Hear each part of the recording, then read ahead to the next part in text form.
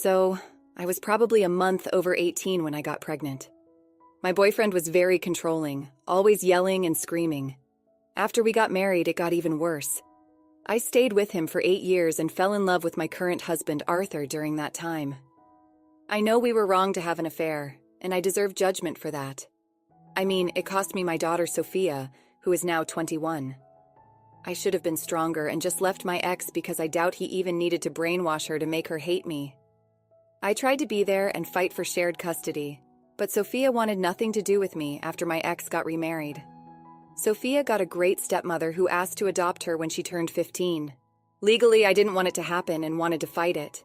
But if my being her mom hurt her so much and she wanted a new one, I let it go because it was my fault, and I'd already lost her long ago. Hello, I'm Emily Ray. I am presenting for you these compelling stories, offering keen insights into the intricacies of human emotions and relationships that I have been suffering for so long. After she legally stopped being my daughter, I reconnected with Arthur. We married and had a daughter, and now I'm pregnant with our boy. I'd still see Sophia since she goes to my mom's house a lot because that was still her grandma, even if I'm not her mom. My mom, however, died 2 weeks ago, and it's caused a lot of chaos in everybody's lives. Now we have that weird tradition where the eldest daughter gets a collection of special necklaces. I was the eldest, so I got my mom's special necklaces and wore one to her funeral, just like she did to her mom's funeral. At the funeral, when Sophia saw me, she shook my hand like I was a stranger and just said, "Sorry for your loss, Mrs. Ray." Then, after the funeral, she pulled me aside and asked if she would be allowed to take some of the necklaces early because she'd like to wear them to the wake. I just told her no, that the necklaces were mine, and after me they'd belong to my daughter because she's the oldest in the family. She just said okay and didn't talk to me at the wake except to say thanks when I gave her my mother's much more valuable rings. My brother told me I should have let her have some of the necklaces, and I was an idiot not to. My mother was the last thing tying Sophia to me, so I don't see how I'm the idiot for what I did, not the idiot. Sophia may be your daughter by blood, but she's no longer your daughter in any other sense of the word, because she no longer wants to be your daughter. Your heirloom should go to children who will view you as their mother. If your brother wants to give Sophia some of his things, let him. He doesn't get to dictate to you, and he's an idiot for trying. Tell him where to stuff it. Wow, you are the idiot. What a dumpster fire of a family. Who leaves their child with someone they know to be an abuser like, "Hey, I got out, but screw my kid." Mind-blowing by all saying that OP is not the idiot. Everyone is acting like since a teen has to be adopted, then OP is off the hook. OP never had a true connection with her firstborn child and has no emotional attachment whatsoever. It's not that complicated. I think the most important part of the story is OP had a daughter. The daughter was adopted by someone else, doesn't cop as a mother, calls her Mrs. Ray like she's a stranger, and then asks for family jewelry. LOL, no, not the idiot for refusing. But OP's daughter was a child, and deep down, she probably wanted OP to fight for her. OP, your daughter probably took your affair as a sign that you didn't love your family, and she wanted you to fight for her. My heart breaks for her, and I hope you both can find your way to each other. Oh, wow. Everyone missed this one. It sounds like the tradition is to receive the necklaces once the matriarch dies, so even if she still was considered your daughter, she wouldn't get them until you died. Yes, she's kind of saying, "Birth mom, you're already dead to me, give me a necklace." You are the idiot. You could try acting like a mother now since you didn't care for all of Sophia's childhood. She's still your daughter. You were the one who made the bad choices, and it's entirely on you how this relationship has gotten messed up. Don't act like a mother and pretend she's not your daughter. It would not hurt for you to give her a necklace and to say she won't get them because she isn't the oldest daughter, which she is BS. I have had nose and sinus issues my entire life. I could never breathe without my nose, to the point where not only my smell and taste were almost non-existent, but I could only mouth breathe. I also had snot 24/7. Sometimes it's like a leaky tap where it would not stop. I got made fun of a lot at school and it used to make my teachers angry. I was so self-conscious and didn't have any friends. My parents always said there was no cure or anything when they took me to the doctor. At the beginning of this year, I moved for a job. I got here a few weeks before my start date to get set up. This is where it started. Within days of moving here, I could breathe out of my nose, no more snot, and I could smell and taste. It freaked me out at first because this had never been possible in my life. I'm not a mouth breather anymore, and my sleep is not disturbed now. Besides the pay, one of the good things about my job is that it comes with insurance. I have several appointments coming up, a checkup at the dentist, the eye doctor, and a general doctor for the first time since I was 12. I had these appointments when I was a kid, but when I was about 12, my dad got a new job, and the insurance wasn't good. We only went to the doctor or dentist for major things like a broken bone. I was still on my dad's insurance before I got my job. My new doctor asked for my medical records, and if I had them. My first doctor was gone, but the building is still there, and they had mine from a long time ago. There wasn't much from the second. This is where I found out my parents lied to me. In my old records, it says that the dry air hurts my sinuses a bunch of times. The doctor says a less dry climate would relieve them, and besides that, there's medication, and a humidifier would help. It says so over and over. They never told the second doctor this information either. I asked my parents about it, and they were angry I got the medical records because they said it was private.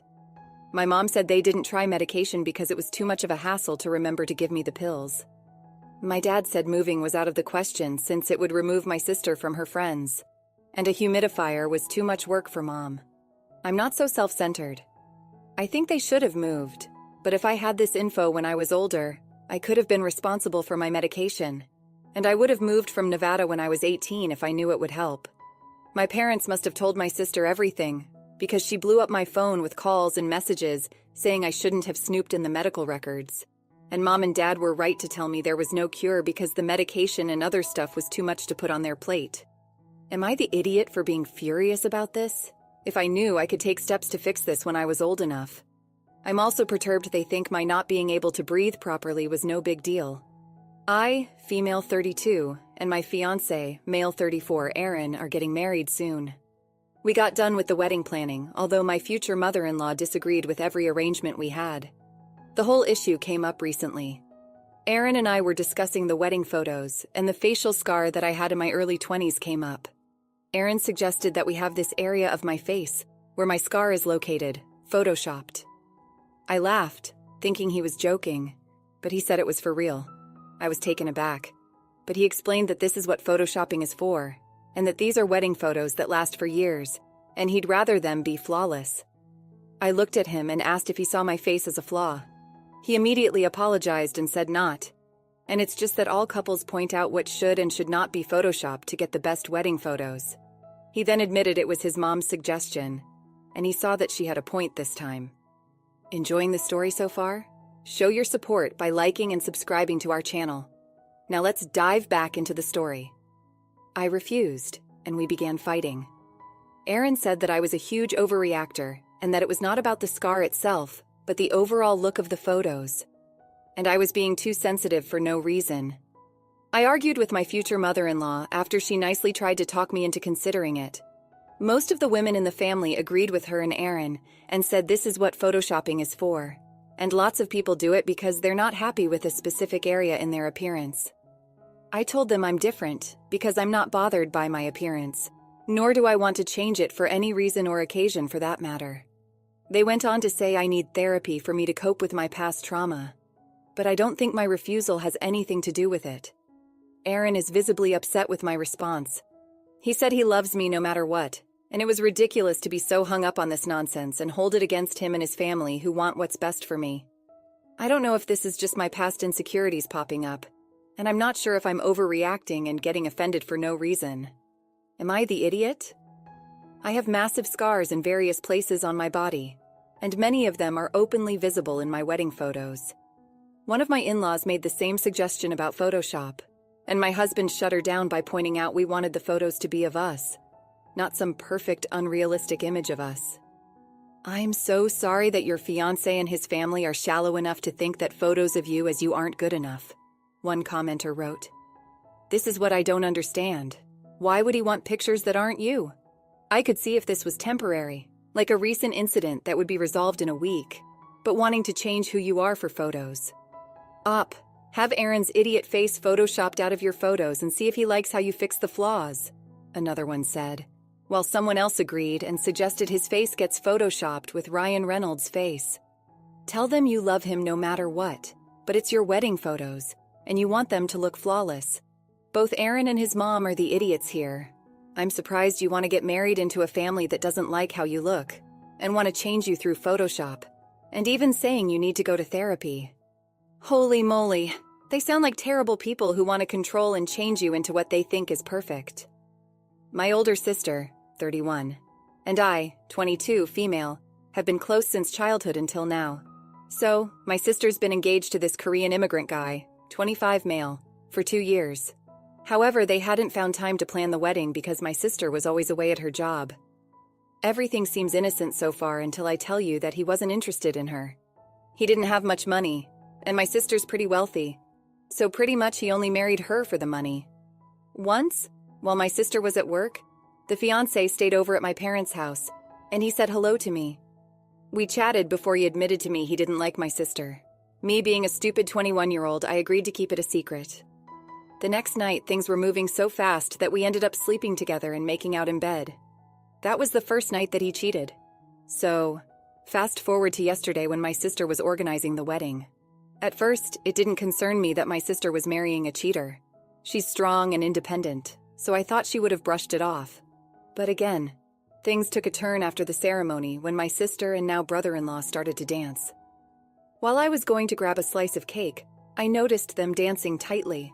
But when my sister wasn't looking, my brother-in-law gave me a mischievous wink. My heart started to race and my heart felt horrible for my sister. I didn't want to do this, but I couldn't live knowing my sister was staying with him. So when brother-in-law went for a drink, I pulled her over to her corner and told her everything. My sister was nonchalant at first, but then she ran off crying to my parents. My parents were equally mad at me and my brother-in-law, and we were kicked out of the wedding. I don't know what to do anymore. Am I the idiot? One commenter's response was, "You're kidding, right? You are the idiot for not telling her sooner what he thought about her, for sleeping with her fiancé in the first place, for not saying anything before the wedding. Jesus, how can you call yourself a sister? Maybe by blood, never with your soul. If I were in your family, I'd go no contact with you. I wouldn't want you anywhere near me or anything I loved. You might try to sleep with it. The only positive I can see in this situation is that you might get a choice about which circle of hell you'll end up in. Your poor sister. My girlfriend, 22, loves to sleep. So if she isn't doing something important, she sleeps. She will nap throughout the day and it's impossible to wake her up. She doesn't wake up from an alarm clock and uses me instead. I wouldn't mind, but she makes it such a hassle to even get her out of bed. I have to first wake her up from her initial sleep, come back a bit later, shake her again, then finally pick her up and make her stand before she finally gets up. This has been going on for some time now, and she's never had a real reason to urgently get up. I've never mentioned having an issue with this, besides getting a bit frustrated sometimes. A couple of days ago, she had to get up for her first workday in a corporate office. The following day, she made me promise that I'd get her up on time. I said I'd try, and she said I needed to promise her. So I told her I'd try again, and she kept stressing how important it was for her to get up. The next morning rolls around, and I'm trying to nudge her awake. It doesn't work. I stood her up and she fell back down. I even stood her up out of bed, and when I came back to our room, she was lying in bed again. I shook her one final time and she said something in gibberish that made zero sense. I gave up and just watched as the time went by. She came down an hour after she told me to wake her up, and she was running around the house trying to get ready. So she ended up being late. When she came home, she was mad at me. LMAO, I was in shock. I told her I couldn't believe she was blaming me. She told me that I made her a promise, and I told her that I tried. I tried, and even after explaining everything, how I tried to wake her up, she said it was my fault. We got into an argument, and she said she couldn't rely on me. And if I had a problem with this system, then I should have said something. Okay, who the heck wants to be someone's human alarm clock that doesn't even work half the time? She's a full-grown adult, and it shouldn't be my responsibility always to wake her up. She told me if I was an adult, I would have brought up this issue with her before. Nah, I still don't see how this is my fault at all. Regardless of if I had an issue with this or not, I did what she asked me to do, and it didn't work. No matter how I explain this to her, she refuses to see it my way and just says, "I made you promise." Am I the idiot? I don't think I am. Not the idiot. It's her job, her life, and ultimately her responsibility to make sure she wakes up on time because that's what being an adult requires. So what's your plan for if you're out of town? Demand someone else come over and play the alarm clock? Why hasn't she taken the initiative to see a doctor if normal measures aren't working? Honestly, if she's that incapable of waking up when she needs to, this is a medical issue, and she needs to be taking responsibility for that by seeking help, not offloading all the labor of dealing with her condition onto you. She made you promise, so she knows it's a huge problem already. She's an adult. She should have figured out a plan B for herself if this was so important to her. She's going to work, not you. She doesn't want to take accountability for her actions and is playing the victim game again. She would be shifting the blame because it's much easier to blame you than actually to take responsibility. Because 1, this is her pattern. I say this because it's weird how logic isn't so simple for her to grasp. Or 2, she put that responsibility on you so she wants you to take it. LOL. I'm sorry, does she want you to put on a business suit too and clock in for her? Let's conclude our story. Despite the tumultuous events and the difficult decisions made, each character now faces the consequences of their actions. Opie, confronted with the harsh reality of his family's neglect, must now navigate a path forward, armed with the truth about his medical history. With newfound clarity, he can prioritize his well-being and make informed choices for his future. As for the wedding debacle, the revelation of the brother-in-law's betrayal and the subsequent fallout have left the family in disarray. While trust may have been shattered, perhaps this stormy chapter will pave the way for a stronger, more authentic bond among them. Lastly, the tale of the reluctant human alarm clock brings to light the complexities of responsibility and accountability in a relationship. As the dust settles, both partners must reevaluate their roles and expectations, striving for a healthier balance and mutual respect. In the end, each character emerges changed, their paths diverging yet intertwined by the threads of their shared experiences. Though the road ahead may be uncertain, they carry with them the lessons learned and the resilience gained from facing life's trials head-on. Thanks for watching. How did you find the story? Let me know in the comments below. Don't forget to like this video and subscribe to our channel for more awesome stories like this. Your feedback and support mean a lot.